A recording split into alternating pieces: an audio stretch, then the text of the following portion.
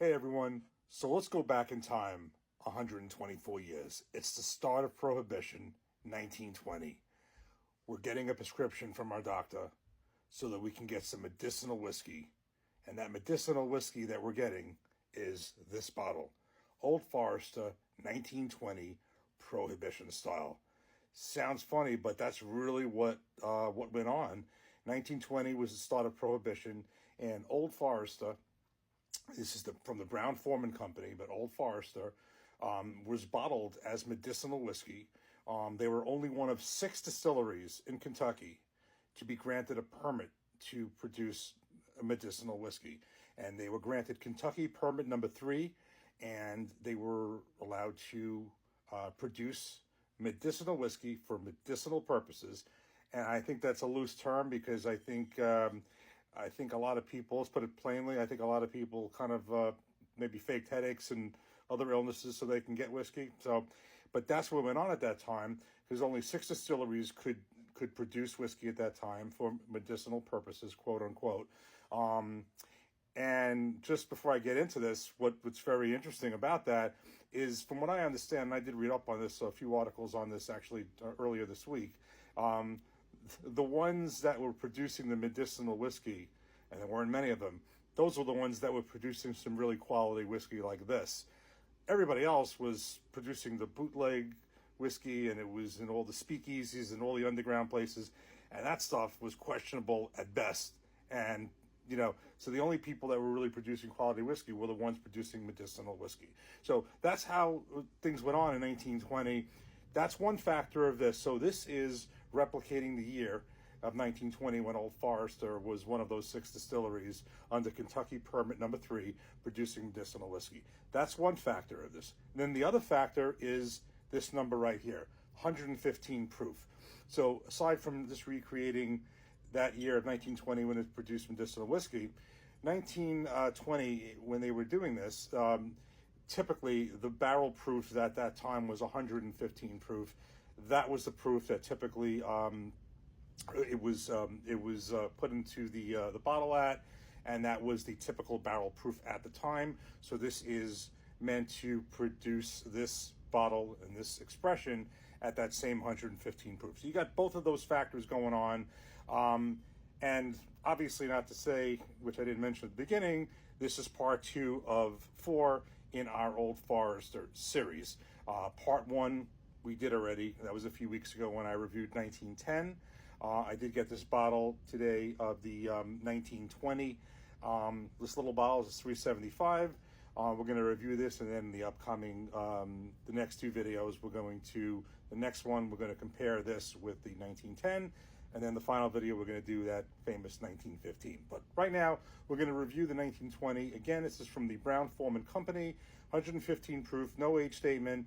The mash bill is the same for all the Old Forester products, 72% corn, 18% rye, and 10% malted barley. It's part of the Whiskey Row series, which consists of 1870, the 1897 Bottled and Bond, this 1920, and I'm going to say it out of order, but it's the 1910 that I reviewed last time, because I think 1910 came out after the 1920. And just as a total footnote to this, we are expecting, hopefully, to all see that 1924. That 1924 recently, I think, was just released. I don't know when it's going to start showing up on shelves. Some people have seen it. I already did see one video on it. It's a 10-year age statement. It's 1924. Going to be very interested to see that. But in the meantime, let's get this 1920 Old Forester 1920 Prohibition style in a glass. See what we got.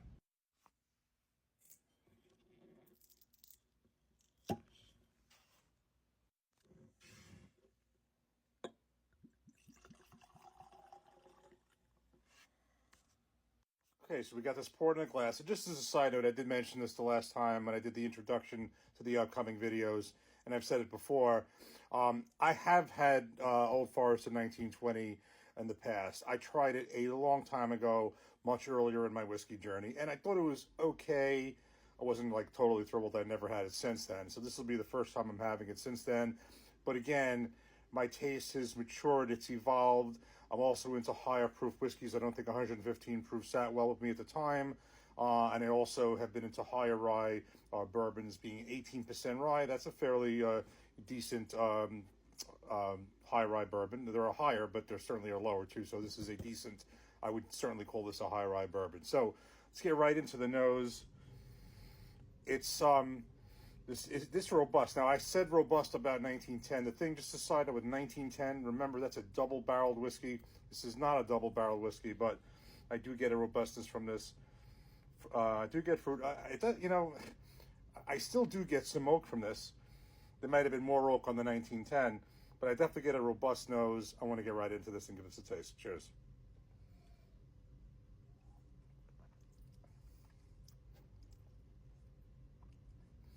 That's very interesting. I remember it now.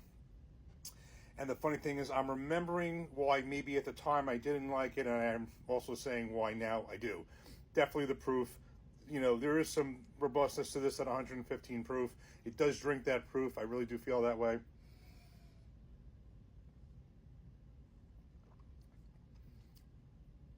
There's definitely a sharpness to the palate.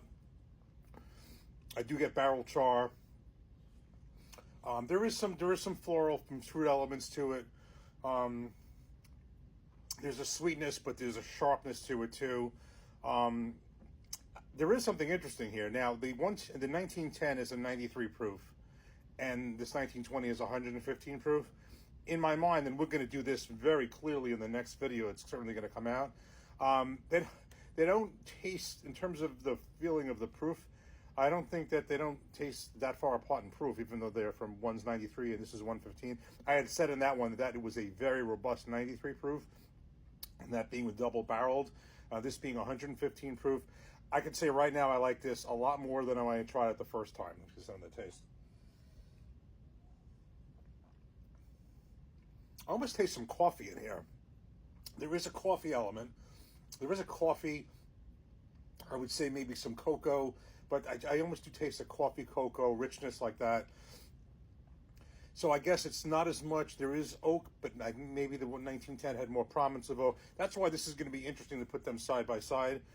I was so sure before that, like maybe I can tell the difference. I'm not sure if I'm doing it blind or not, the next one. But this is 115 proof, and that was 93. In my mind, they don't taste that far apart in that. The one distinct thing is, I know I've read that these are two different whiskeys that taste completely different. To me, I'm not sure. Again, that one was more oak forward because it had a double barrel. They taste different, but I'm not sure they're worlds apart. I still taste, I'm going to call an Old Forester profile, because I've now had I've had 4 Old Forester expressions. The only one I totally did not like, and I've mentioned this before, is 100 proof. Just did not like that. Not the Bottled and Bond 1897. I never had that. Just the plain 100 proof, not Bottled and Bond. Didn't like that. Screw off cap. I think the whole thing like that. And I've had, so I had the 1910, this 1920 now again, 4. And if you remember a few months ago, I had the that Old Forester single barrel proof, and that was magnificent. Made one of my top whiskeys of 2023. That was just ridiculously good. But I know that these whiskeys, I can tell they're all kind of in the same family, even though there are differences between them. I can certainly see the connection. I can connect the dots between one another, even though there are differences. This also, the other thing I said about 1910 with this, it has a kind of a classic kind of taste.